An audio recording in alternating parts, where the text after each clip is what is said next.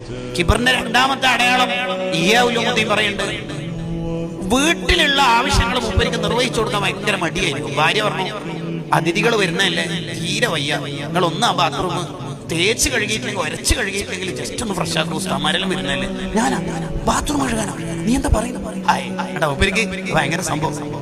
അടിച്ചു വാരിയിട്ടുണ്ട് നബി സല്ലല്ലാഹു അലൈഹി വസല്ലം തങ്ങൾ, വീട് അടിച്ചു വാരിയിട്ടുണ്ട്. പാല് കറന്നു കൊടുത്തിട്ടുണ്ട് ആർക്ക്? ഭാര്യക്ക് കുടിക്കാൻ. പാത്രം കഴുകി കൊടുത്തിട്ടുണ്ട് നമ്മളെ നേതാവ്.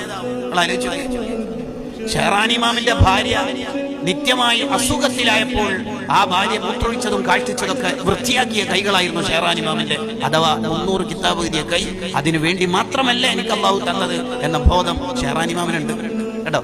പാതിരാത്രി എന്റെ അബ്ദുറഹ്മാൻ എന്ന മോനെ കരയുമ്പോൾ എന്റെ ഭാര്യന്റെ ഉറക്ക് ശല്യാവോ എന്ന് പേടിച്ചിട്ട് ഞാൻ ആ മോനെ എടുത്തിട്ട് അപ്പുറം ഇപ്പുറമൊക്കെ കൊണ്ടുപോയി സുബി വരെ അവനെ ഉറക്കാൻ ഞാൻ ശ്രമിക്കും. എന്തിന്?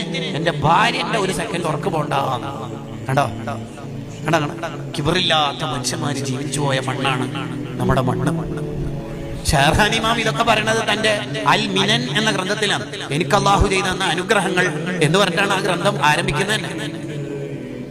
മൂന്നാമത്തെ ഒരു അടയാളാണ്, വീട്ടിലേക്കുള്ള അവശ്യ വസ്തുക്കൾ വാങ്ങിക്കൊണ്ടുവരാൻ ഒരാൾക്ക് മടി തോന്നുന്നുണ്ടെങ്കിൽ അതിൽ കിബറുന്ന അതിനർത്ഥം.